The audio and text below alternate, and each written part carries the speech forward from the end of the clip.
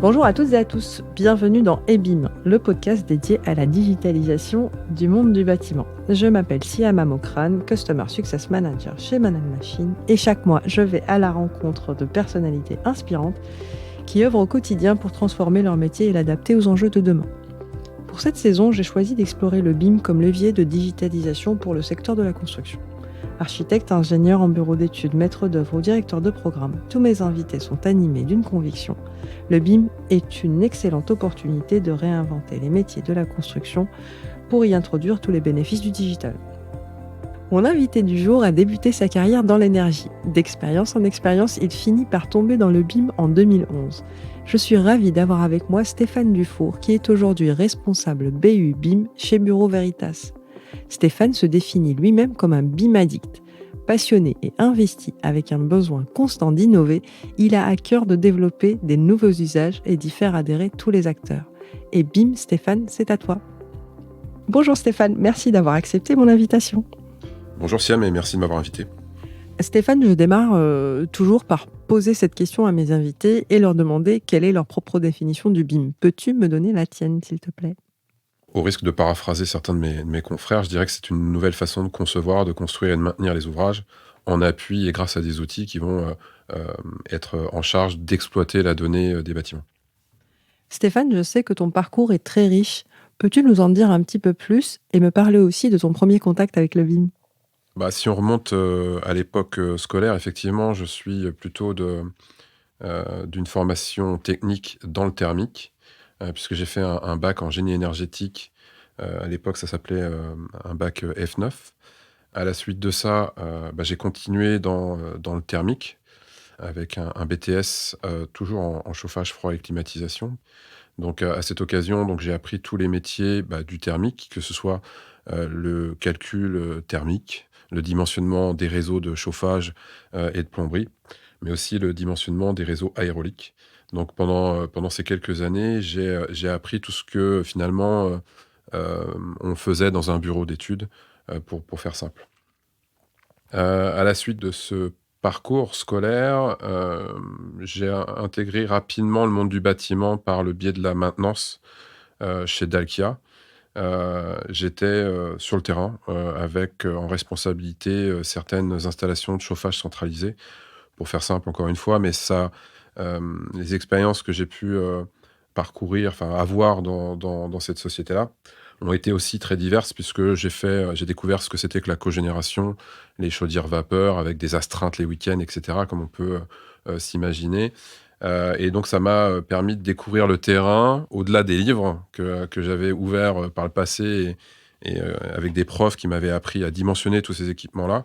Je me suis retrouvé face à ces équipements-là pour voir concrètement finalement, de quoi il s'agissait. À la suite de cette, expérience dans la maintenance, j'ai intégré une société, un installateur, dans le chauffage.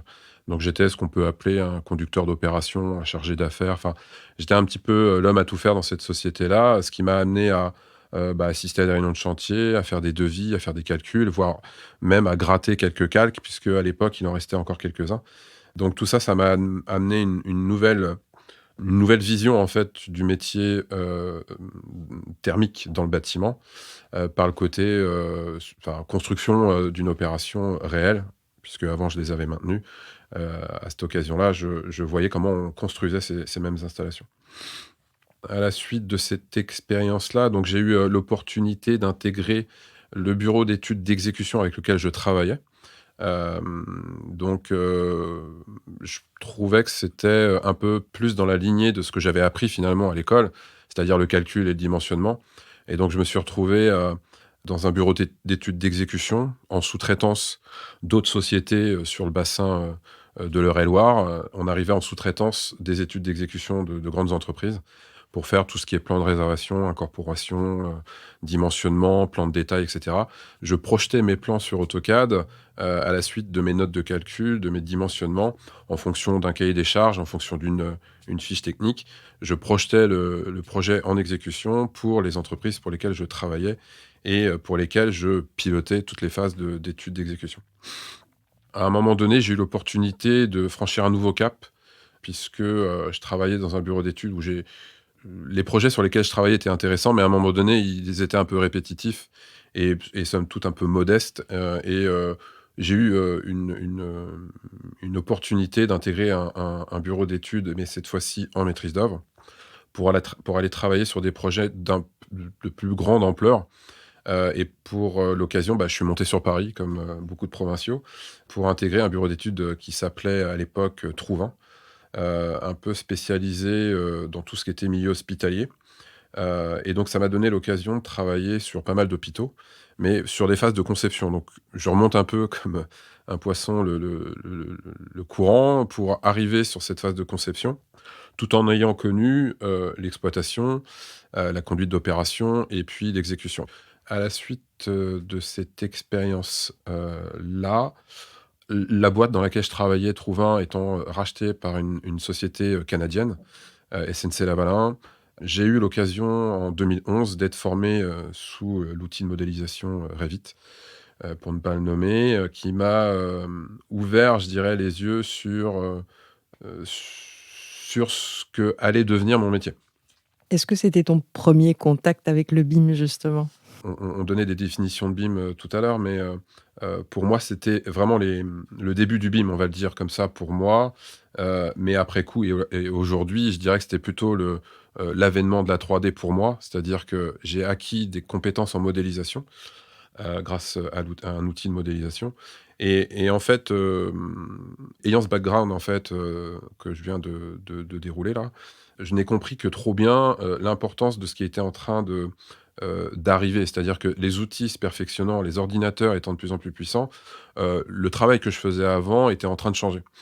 Et donc du coup, je me suis pris un petit peu de passion pour ces outils de modélisation qui changeaient, qui migraient. Et plutôt que de dessiner des traits comme je le faisais avant avec des calques, c'était vraiment une autre philosophie qu'il fallait appréhender. Et j'ai trouvé ça génial.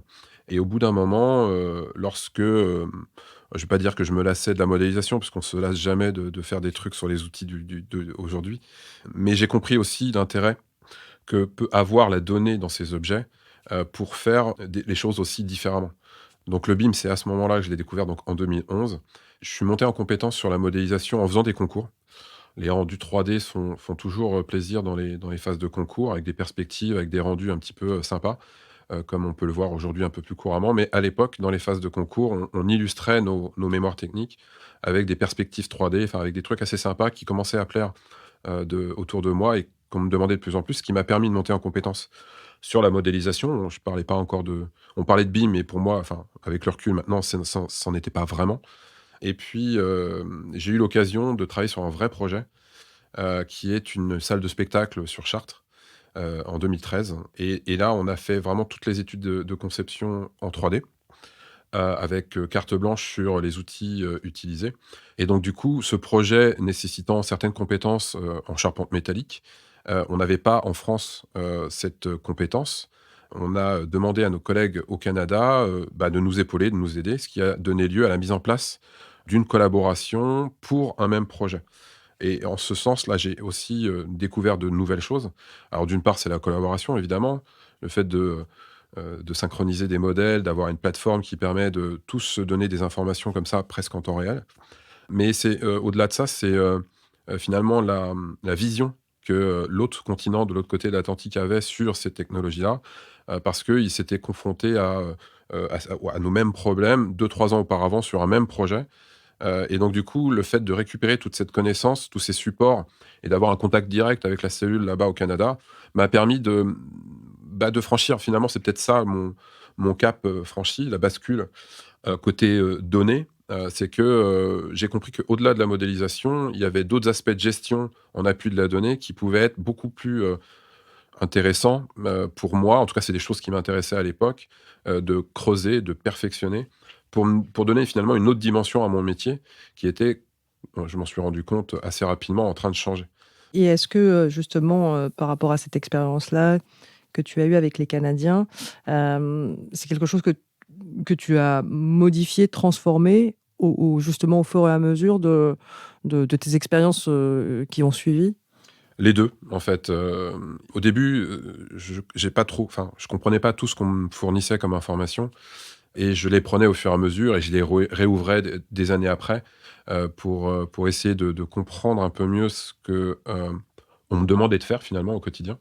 Et grâce à ces supports, grâce à ces infos que je ne comprenais pas à l'époque, ça m'a permis effectivement je dirais d'adapter ça aux besoins, des entreprises pour lesquelles je travaillais, et du marché aussi français, et pour faire du coup la transition par rapport à tes questions, à mon expérience suivante. Donc, chez Artelia, j'ai eu l'occasion effectivement de, profiter de l'expérience de ma société précédente pour, avoir un peu plus, je dirais, carte blanche sur le déploiement, la mise en place, le support, des outils que je maîtrisais et puis de se projeter sur des méthodes qui, allaient permettre des gains de productivité. On va dire les gros mots, mais, aujourd'hui, les maquettes numériques, en théorie, sur le papier, permettent des gains de productivité, qu'on soit en phase de conception, surtout en phase de conception, je dirais, aussi en phase d'exécution. Je vais pas me mettre tout le monde à dos, mais à toutes les phases, à toutes les strates d'un projet, on peut effectivement gagner en productivité.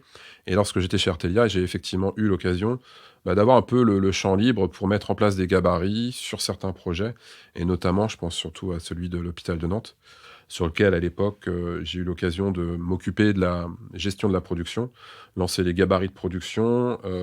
Ça a été pour moi aussi une étape enrichissante d'un point de vue méthode, puisque un gabarit, aujourd'hui, je pense que dans la tête de tout le monde, ça, c'est clair et que ça peut permettre des gains de productivité, comme je disais précédemment.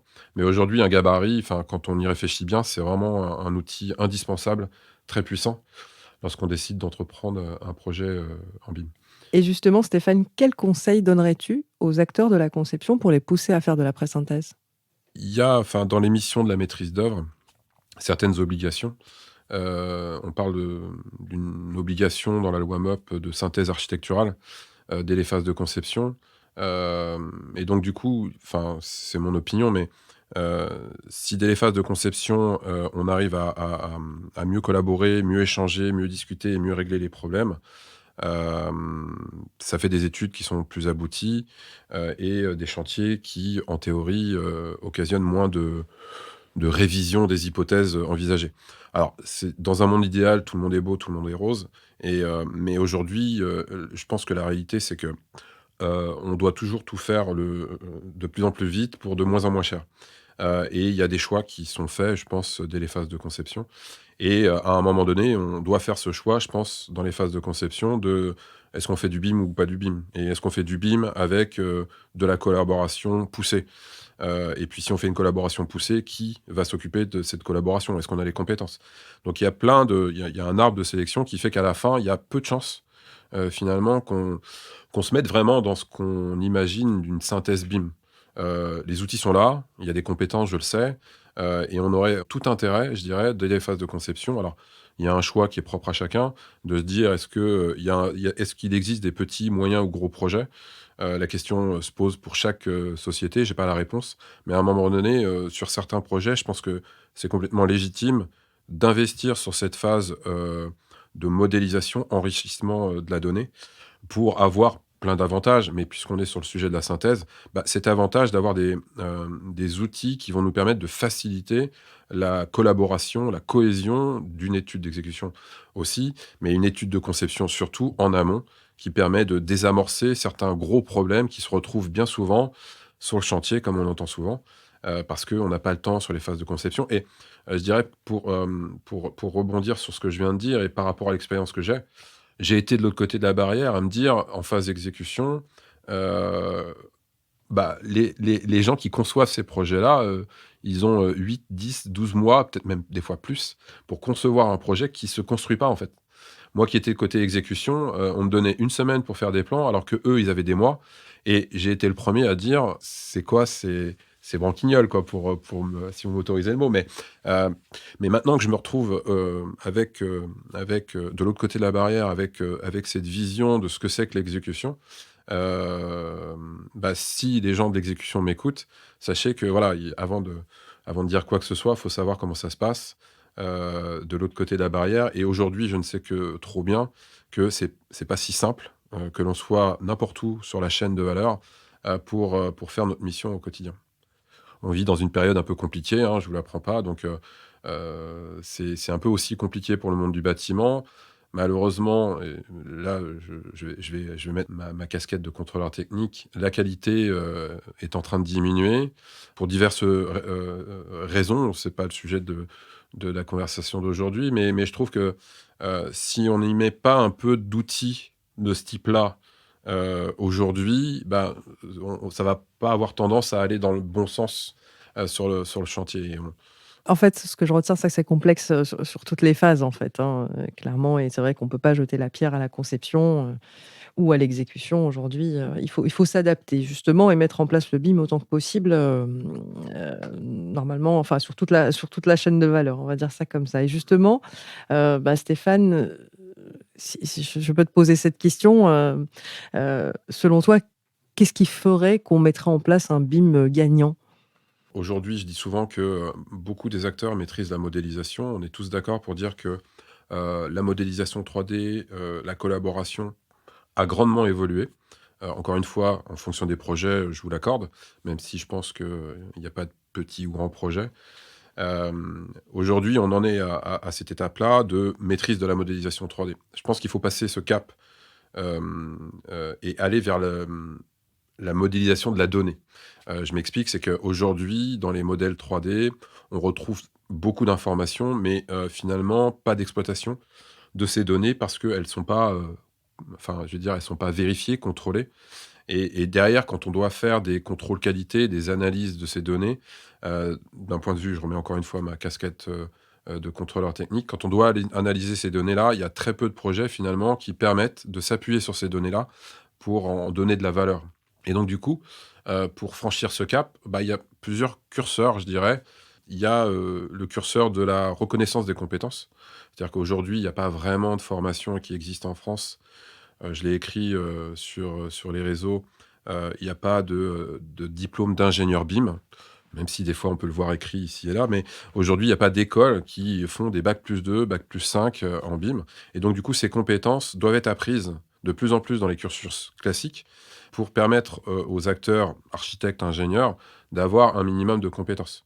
Donc ça va déjà dans un premier temps, permettre d'élever le niveau. Je sais qu'il y a, au sein de Building Smart, des labels qui existent, pour labelliser ces formations-là. C'est très bien parce que les formations, les écoles, les organismes, de formation vont pouvoir, s'emparer d'un cahier des charges, enfin de sujets qui doivent faire partie maintenant de plus en plus d'un parcours scolaire et d'avoir des jeunes qui vont sortir dans le monde professionnel avec, un peu plus d'informations qu'ils ne l'ont maintenant. Après, pour ceux qui sont déjà sortis de cette école, enfin de ces écoles-là, on a, ce qui a été notre cas chez Bureau Veritas, des certifications qui peuvent être passées, proposées par un organisme mondial comme Building Smart International, qui donne un cadre, qui donne un référentiel qui permet d'attester des compétences, des connaissances des acteurs aujourd'hui déjà en action, de leurs compétences sur ces sujets BIM. Donc ça aussi, c'est un point important, d'avoir un ensemble d'acteurs qui soient bien câblés, si je puis dire, sur ce qu'il faut faire d'un point de vue réglementaire, puisque on va y revenir, j'imagine, un peu plus tard, mais il existe des normes sur lesquelles on peut s'appuyer. Malheureusement, et ça va faire la transition avec un autre levier du BIM gagnant, c'est qu'aujourd'hui, une norme, elle n'est pas obligatoire. Et si les maîtres d'ouvrage, si les donneurs d'ordre ne l'imposent pas dans leur cahier des charges, leurs DCE, leurs appels d'offres, aujourd'hui, le BIM ne sera toujours que incitatif. Aujourd'hui, visiblement, d'après les chiffres, en France, l'incitation est très bonne par rapport aux autres pays européens. Euh, bon, cocorico, on ne peut que s'en féliciter. Mais aujourd'hui, pour franchir ce cap, qui pour moi est essentiel, de la 3D vers le BIM, vers la donnée, il y a ce cap d'imposition. J'ai eu des discussions sur les réseaux sur ce sujet-là. Alors, peut-être pas une imposition au sens strict du terme, mais au moins d'imposer des normes qui existent déjà. On a des cahiers des charges qui imposent certaines normes. Les CCTP, les premières pages, généralement, c'est un rappel des normes à appliquer sur un chantier. Et le maître d'ouvrage est en droit de demander l'application de ces normes qui existent sur son projet pour avoir tous les bénéfices du BIM qu'on lui a promis ici ou là pour son projet. Donc si je dois, on va dire, synthétiser un petit peu ce que tu viens de nous dire, c'est qu'en fait, il faut une bonne culture du BIM, il faut des normes, bien sûr, il faut que celles-ci soient appliquées, et il faut que, qu'on ait des maîtres d'ouvrage qui soient, acteurs finalement dans cette démarche-là. Et alors, selon toi, Stéphane, où en est-on de la standardisation en France et est-ce qu'elle est en bonne voie? Pour moi, c'est l'un, je dirais des leviers qui permettra de franchir ce fameux cap. Aujourd'hui, il existe des normes, mais pas vraiment de standardisation. On donne un cadre général, qui permet déjà d'avoir, les grandes lignes. Quand vous arrivez sur un projet, on est obligé de créer son propre standard. C'est-à-dire comment on nomme un objet dans un projet de façon à ensuite, je parle souvent de choux et de carottes, alors ça fera sourire certains, mais de bien trier les légumes dans le bon panier pour savoir ensuite où les envoyer. Je vous fais pas un cours sur le traitement de la donnée, mais elle est aujourd'hui importante parce que si les carottes sont rangées avec des choux, bah, à la fin, on ne pourra pas traiter de façon efficace cette donnée. Donc aujourd'hui, ce que j'entends par standardisation, c'est à un moment donné, sur un projet, si on se donne un standard X ou Y, il en existe certains, dont Uniforma, Masterforma, c'est COBie, c'est des standards qui commencent enfin, qui sont souvent proposés dans les cahiers des charges en France, des standards internationaux qui sont imposés en France, parce que faute justement de standards en France, on applique ceux de l'international. Donc, imaginez-vous que sur un projet, si on n'a pas cette standardisation sur le système de codification, pour le faire simple, eh bien, quand on arrive sur un autre projet, il faut bien souvent refaire ce standard de codification. Donc, c'est pas pour moi productif que de projet après projet, on ne puisse pas capitaliser sur un standard commun, que l'on soit une entreprise X ou Y. Il faut qu'à un moment donné, il y ait ce dénominateur commun entre tous les acteurs de la construction qui permettra, bah, comme un code barre, je fais souvent dans mes formations et mes sensibilisations, je donne souvent l'image du code barre, mais c'est ni plus ni moins que ça. Aujourd'hui, on a tous des smartphones dans la poche qui sont capables aujourd'hui de reconnaître un code barre dans le supermarché. Donc c'est un peu l'idée. Il existe évidemment des codes barres dans le monde de la construction. Mais aujourd'hui, on n'exploite pas ces codes barres-là qui nous permettraient de reconnaître toutes les fenêtres avec derrière des fiches techniques qui correspondent à cette même fenêtre. Donc aujourd'hui, on n'exploite pas cette possibilité-là que l'on pourrait avoir d'un projet à un autre, d'un acteur à un autre, d'avoir ce tronc commun. Et pourquoi je vous parle de ça? Parce qu'à un moment donné, quand on aura ce fameux tronc commun, on aura des outils qui s'appuieront sur ce tronc commun et qui permettront d'avoir une efficacité décuplée. Si des outils d'aujourd'hui n'ont pas à chaque début de projet l'obligation de rentrer un standard, de mapper des données, de faire des classifications dans nos outils, c'est aujourd'hui des choses que l'on fait sur tous nos projets. Et c'est, je vais dire, bon, avec l'expérience, c'est de moins en moins chronophage, mais c'est une étape à franchir pour standardiser un projet et le suivre. Ce qui ne veut pas dire qu'en cours de projet, le standard change. Donc il y a un effort à faire sur ce pan du BIM. Et je pense que si sur ce pan du BIM, on se donnait les moyens d'avoir cette standardisation, cette normalisation, je ne vais pas l'appeler normalisation, mais on va dire cette classification, ce système de classification, je pense qu'on gagnerait grandement dans l'efficacité de la gestion, de la conception, de la construction et de l'exploitation de notre bâtiment. Et j'en finirai avec une note, pas dire d'optimisme, mais aujourd'hui se discute, je ne vais pas dire en coulisses parce que ceux qui suivent l'actualité sont aussi au courant, mais on parle de dictionnaire de données. On parle au sein de Building Smart de sémantique for BIM. Je pense que c'est un bon moyen, exactement dans la ligne de ce que je viens de dire, un bon moyen pour rassurer les acteurs. Parce qu'aujourd'hui, les acteurs sont conscients que la modélisation 3D est là. Les maîtres d'ouvrage le voient et bien souvent ne demandent que ça, ne voient que ça, ce qui est déjà un bon point. Il faut d'abord donner envie avant d'aller un peu plus loin. Donc, donnons envie en fait à la filière par le biais de la 3D. Je pense que cette étape-là est passée. Mais maintenant, réfléchissons à la donnée de façon à rassurer les acteurs sur ce qu'ils vont avoir à exploiter. Un maître d'ouvrage, il a des besoins d'exploitation de données qui aujourd'hui passent par des feuilles Excel, hein. C'est déjà un très bon moyen, hein, quand il y a des tableaux Excel. Des fois, c'est un peu plus archaïque. Mais une fois que chaque acteur aura trouvé son petit KPI, hein, comme on dit, son petit cas d'usage, son petit indicateur, eh bien, encore une fois, une analogie que je fais avec le monde de l'industrie, on aura ces tableaux de bord qui nous diront, par exemple, quand on construit une voiture, on a des tableaux de bord en bout de chaîne de montage qui donnent les temps de pause, les temps d'arrêt, les accidents, etc., etc., les petites imperfections qu'il y a eu sur cette chaîne de montage. Alors, je sais que l'industrie, ça a un côté un petit peu, peut-être, qui fait peur, mais aujourd'hui, je pense qu'il faut réfléchir, alors pas complètement, mais apprendre des méthodes de l'industrie de ce type-là qui permettront d'avoir des outils de pilotage en appui de la donnée qui permettront d'être plus efficaces sur tout le cycle de vie du bâtiment. J'aimerais bien que tu nous parles un petit peu justement de ta mission, de la mission du Bureau Veritas Construction auquel tu appartiens aujourd'hui. Alors, Bureau Veritas Construction, c'est les contrôleurs techniques de vos projets. C'est aussi les missions de coordination de santé, sécurité. Les cordeaux sur vos chantiers viennent de cette branche Bureau Veritas Construction. On est un acteur présent depuis presque 200 ans maintenant et comme je l'ai dit, précédemment, on a cette capacité à, en tant que tiers de confiance, à donner confiance entre 2 acteurs. Bon ça, c'est le pitch pour faire simple. Au sein de Bureau, Veritas, alors je suis pas contrôleur technique de formation, vous l'aurez compris. Ce que je fais au quotidien, bah, déjà appartenant à la direction technique, le BIM est considéré comme une compétence, une capacité aussi bien que les calculs RE 2020, l'acoustique, voilà. Donc, mes collègues je fais partie de la direction technique et en ce sens, c'est vachement enrichissant de pouvoir, faire le lien finalement entre les métiers, leur métier, et ce que je peux leur apporter avec, mes connaissances. Donc ça, c'est quelque chose qui m'a, beaucoup plu, lorsque je suis arrivé, chez Bureau, Veritas. Une autre chose aussi, qu'on voit peut-être un peu moins quand on n'est pas immergé comme moi à l'intérieur, c'est cette possibilité que l'on a d'être présent sur l'ensemble du cycle de vie d'un bâtiment. Un, bureau de contrôle est présent dès les phases de conception, mais des fois même dès les phases de programmation et on va suivre le projet ou en tout cas, on va intervenir sur toutes les phases. La déconstruction, l'exploitation même avec notre branche Bureau Veritas Exploitation. Donc, pour moi, je pense que, en France, on est le seul acteur à pouvoir se permettre d'être présent sur l'ensemble de ce cycle de vie-là, ce qui n'est pas le cas d'autres acteurs. Donc on a cette vision de l'ensemble du cycle de vie qui me paraît vachement enrichissant, en tout cas me concernant, sur toutes les possibilités qui sont ouvertes à moi sur, beaucoup de sujets qui touchent le monde du bâtiment. Un autre avantage aussi, puisque c'est une grande société, Bureau Veritas, on a des branches qui sont très variées et notamment, marine et offshore, qui pour moi me permettent d'avoir aussi cette vision, digitale, du monde de la marine, des plateformes pétrolières, de l'offshore.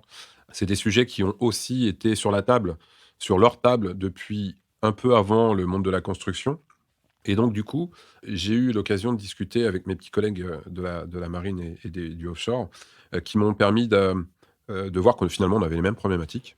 À cette différence près que nous, on a des choses que eux n'ont pas, notamment le standard, l'IFC, le format de fichier interopérable qui est, le format IFC. Dans le monde de la marine, ils n'ont pas ce standard, donc c'est un peu complexe. Mais c'est intéressant de savoir, ça parce que cette complexité les a amenés à avoir cette réflexion finalement 3D, digital twin comme ils l'ont fait dans certaines de leurs communications.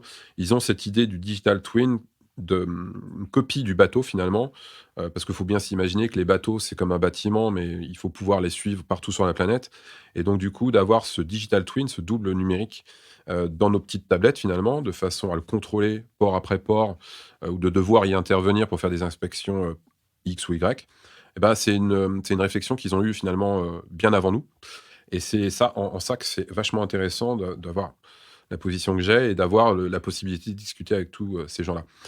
Une autre capacité aussi que l'on a chez Bureau Veritas, ce coup-ci exploitation, on a des dronistes, on a des équipes de scan 3D qui nous permettent aussi de faire. Alors, ils ont plus une vision industrielle, mais c'est très intéressant. Et moi, j'ai une vision bâtiment. Et c'est encore une fois cette communion de l'industrie vers le bâtiment ou du bâtiment vers l'industrie qui amène des discussions vachement enrichissantes, vachement intéressantes et qui ouvre le champ des possibles, qui moi m'anime encore jusque hier, dans des discussions qui sont très, très larges, puisque l'éventail il est assez large aussi et c'est en ça que c'est très riche, très fatigant parfois, mais d'avoir la possibilité de travailler sur des projets européens. On répond à des appels d'offres pour l'Europe et aujourd'hui, on est sur des sujets de, dépôt de permis construire numérisés et avec un consortium, européen.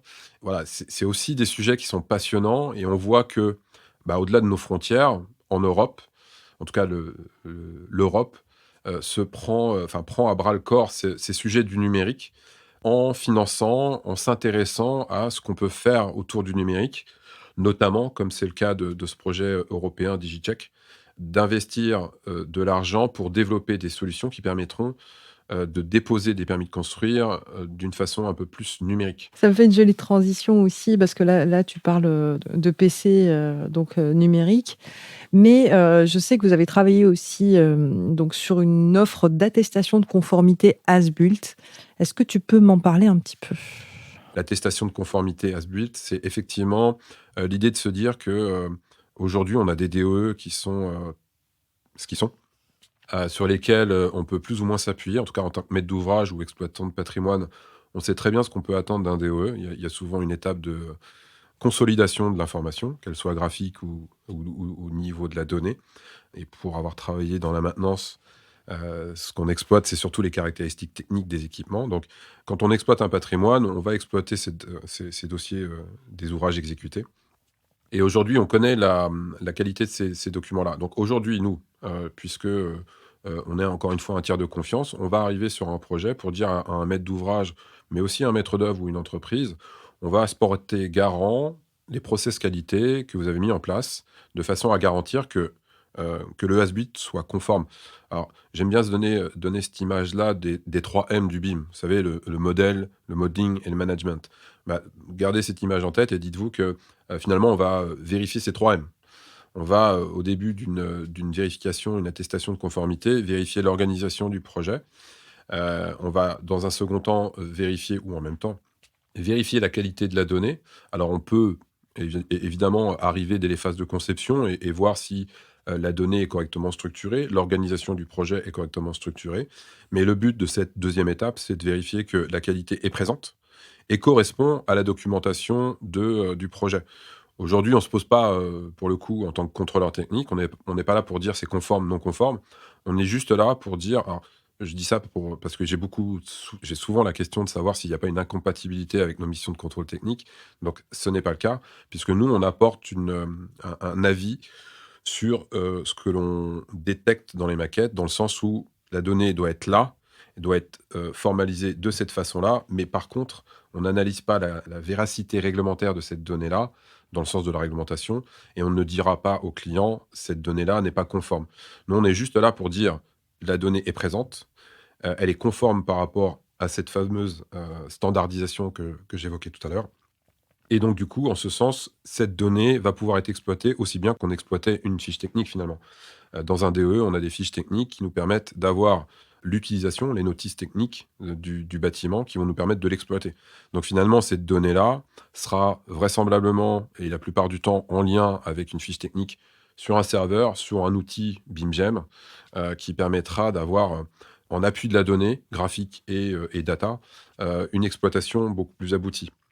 Donc ça, c'était la donnée, la data, les informations dans la maquette. Et pour la dernière étape, puisqu'il y a aussi des plans dans un dossier DOE, on a une application qu'on a développée pour l'occasion, pour ce service-là, qui est en capacité de superposer la maquette 3D avec le projet réel.